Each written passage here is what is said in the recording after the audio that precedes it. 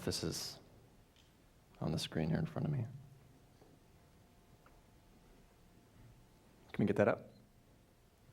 Okay.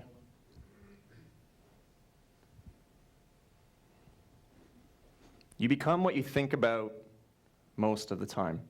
I want everyone to stop and think about that for a few seconds.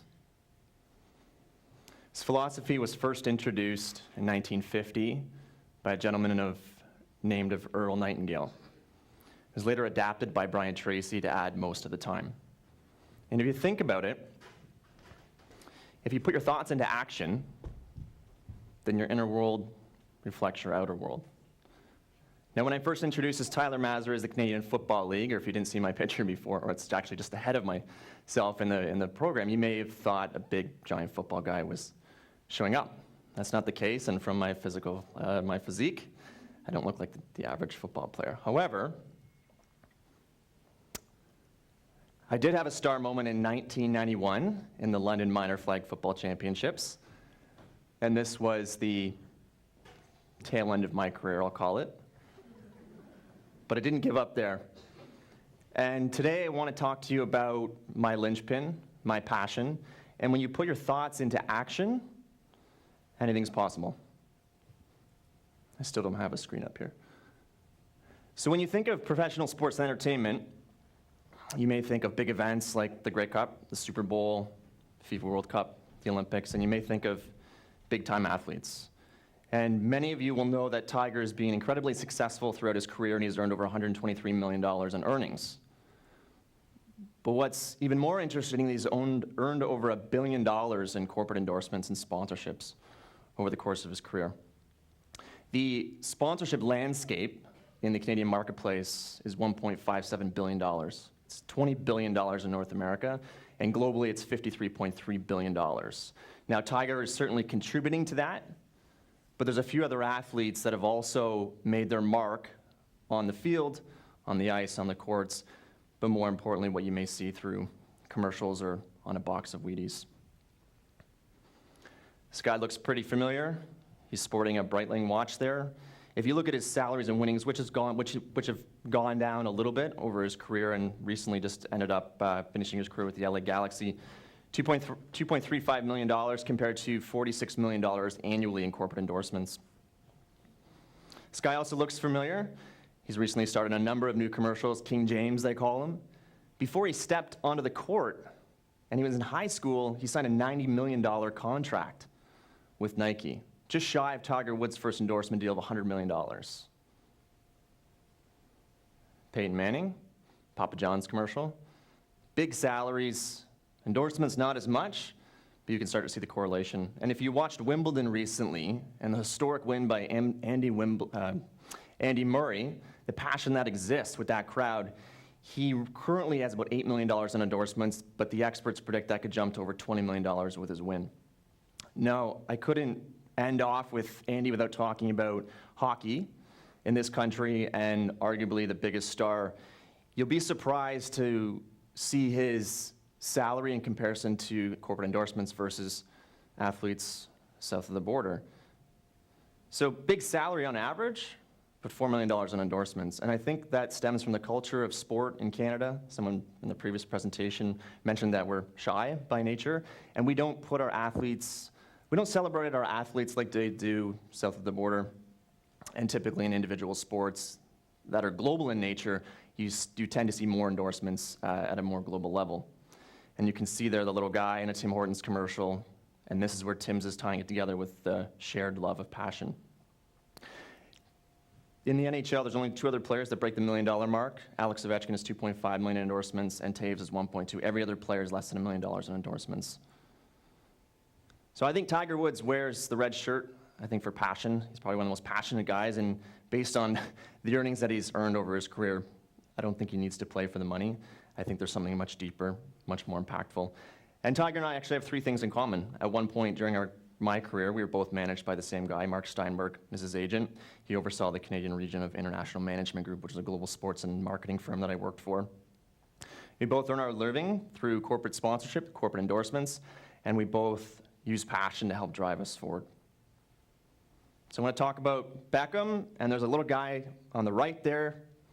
my son Beckett. He's 5 years old.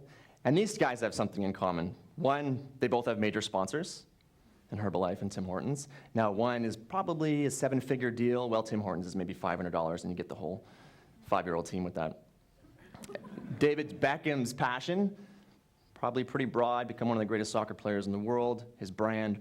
Where Beckett's passion stems from what they're going to serve at snack time, how many snacks he can get, and what he gets to do after the game. So they both share that passion, and this is where I wanted to bring it back to where sports marketing exists, and it's closer to home. I imagine here people have kids or family and friends that have kids, but you start to see an introduction of sports marketing at a really young age. 5 years old, you see Tim Hortons. And what I do is not dissimilar to what you're seeing in front of you, whether it's Beckett or with David Beckham. We're capturing that passion that exists, not only with the players, but also with the fans of those players, whether that's me as a dad or the millions of fans that follow David Beckett or David Beckham. So let's bring it back a number of years. And when you look at this famous goal, it's a Bobby Orr goal from 1970 Stanley Cup Finals. And a lot of people look at the player, him making the celebration, but I see something that's missing. If you fast forward to a more recent picture in 1979, there's a picture of Wayne Gretzky, I still see something that's missing. If you take it forward to present day, you'll notice that there's something on the rink boards. That's corporate advertising. So the rink board was officially introduced into the league in 1980, and by 1990, over all NHL arenas had the advertising on their boards. And then the present day, you can see the difference in what was transpired. And we talk about success being the progressive realization of a worthy ideal. It's not necessarily where you are today and where you've been. It's constantly figuring out where you want to go and the steps that you would take along the way. So here's a picture of me when I was younger. Again, my name's Tyler Mazereeuw. It rhymes with kangaroo, easier to pronounce, and there's a lot of vowels in there. And that really started when my grandparents immigrated to Holland in the 1940s. Immigrated from Holland from the 1940s to a West End suburb in Toronto with nothing. And they had 5 children. But one thing they instilled in their children was finding passion. And that passion happened to be music. So there's a picture of my dad and my aunt, and this is what Christmas holidays would look like. So there wasn't a ton of sports influence growing up. We didn't watch sports on the television. My dad was very musical. But I will say the one thing that he did was, he had 4 boys, and one of 4, was help their kids explore their passion. So although music was his passion, my interest lied in playing sports, whether it was soccer or golf, and he continued to foster that. So that's something I really strive for with my 3 kids, 7, 5, and 3, is you can't force passion onto someone. I think you need to help them find it organically, and that could be when they're 5, it could be 10, 20, 50. Some people are still searching for it. But it's really important to remember that as a parent, you need to encourage and foster that relationship, and that's one of the things when I look back with my dad, when he was interested in classical music, and I was interested in the Buffalo Bills or the PGA Tour and Freddie Couples and Mike Weir, some of my heroes, he really encouraged that. There's a really awkward picture of me when I was a kid. The socks are amazing. The Augusta bag, I believe I saved up my money and got that there's a Sears warehouse, and I didn't even know what Augusta was until years later. I realized it was Augusta, part of the Masters. But it's something that he continued to foster. At one point, he had a motorcycle, and it was a very modest motorcycle. I think he paid $1,000 for it. He ended up selling that motorcycle so I could get a golf membership at the local public course to help pursue my passion.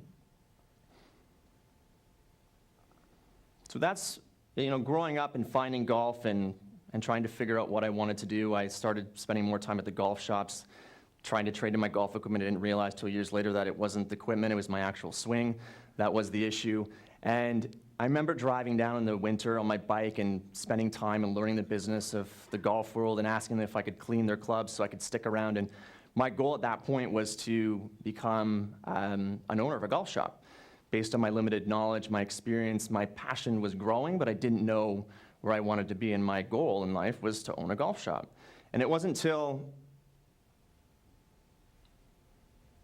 yes, this is a real certificate from Disney University, I had an opportunity to go down on an internship to work at Disney and Epcot Center, and part of that curriculum was actually going into Disney University and learning about the business side of entertainment and sports. So I got a behind-the-scenes look. I got to go down underground and see what happened behind the scenes, and if you've been to Disney, It's an amazing company, and the insights that I learned, it really opened up my eyes in terms of I liked sports. There's this interesting side of business. I didn't make it through my flag football days, but perhaps there's something more. I remember going to an internet cafe, and I don't know if that dates me, I'm still relatively young, but I remember going to an internet cafe and looking up and trying to figure out what I was going to do with my life, and I found this postgraduate program at George Brown. It was a sport and event program. I thought, I like sport, I like marketing, this is interesting, I'm going to give that a shot. So after a year, the program ended, I came home from Florida, and at that point, before I left for Florida, I'd never been on a plane before. I'd never lived away from home, so that was really a turning point in my life and my career, was understanding how I was going to expand my knowledge, expand my experience. And if you saw the recent Teen Choice Awards, there's an interesting quote from Ashton Kutcher. I think you realize this as you get older, but opportunity does look a lot like hard work. And through Disney and coming back and taking that George Brown sport and event program, it gave me my first big shot at an interview at Molson Sports and Entertainment. And if you think it's tough to break into the world of professional sport and to be an athlete, working in sports business is just as highly competitive.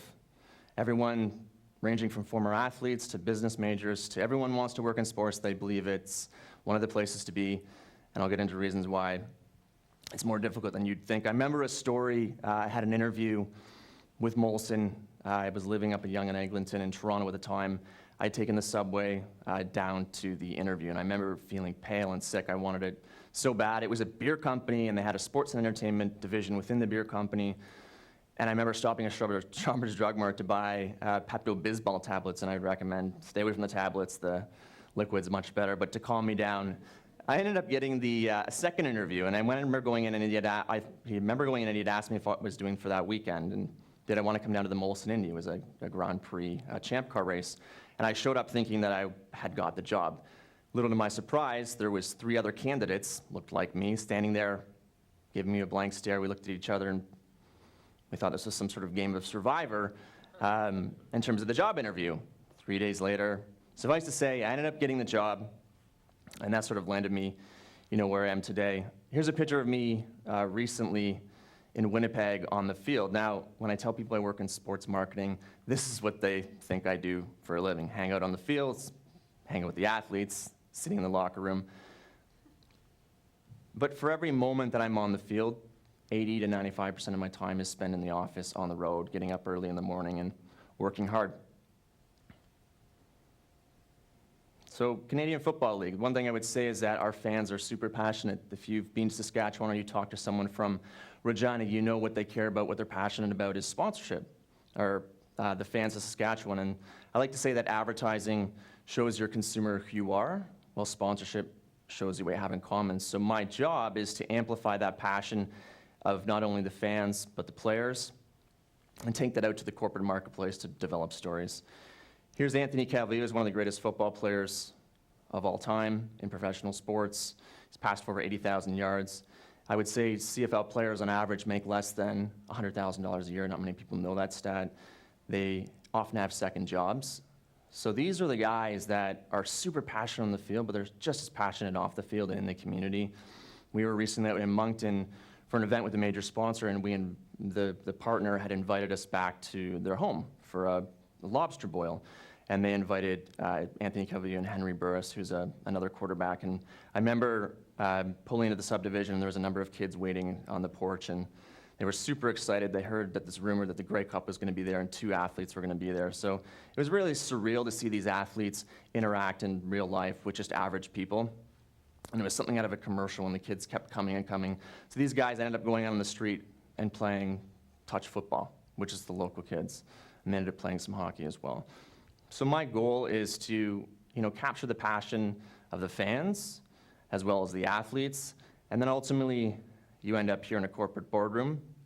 We have other passionate people with CEOs, and you're trying to connect the dots between the fans and the brands and the CEOs to put together programs like this one, which was the Sun Life Grey Cup Fan March. It started with an idea from our commissioner, and the idea was, how do we give our passionate fans the opportunity to deliver the Grey Cup on the 100th Grey Cup celebrations?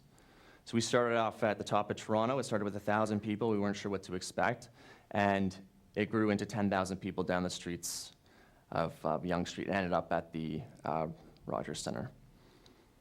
So to tie it back full circle, as a kid growing up, I was a huge golfer. I didn't know I was going to end up working in professional sports. I had a moment when I was a lot younger. I had met Freddie Couples at an event. I remember it was a crowded area, and I wanted to get close enough. He kind of saw me out of the corner of his eye, and he had the crowd part ways, and he took the time to stop and put his arm around me and get a picture, and my friend got a picture as well. So I still remembered that moment up until 20 years later when I was working for IMG, the global sports and entertainment company, and I had the opportunity to talk to Fred, to say, Fred, 20 years ago, you took the time to stop and to talk to me, and I remember that, and he ended up signing the picture that I had taken, and we had a good conversation. So this really brings it full circle in terms of, you become what you think about. Most of the time, if you put your thoughts into action and how your passion expands with knowledge and experience. So I would say, if you put your thoughts into action, your inner world is a reflection of your outer world, and you'll realize your goals and dreams soon enough. My journey has just begun, but passion is my linchpin. Thank you.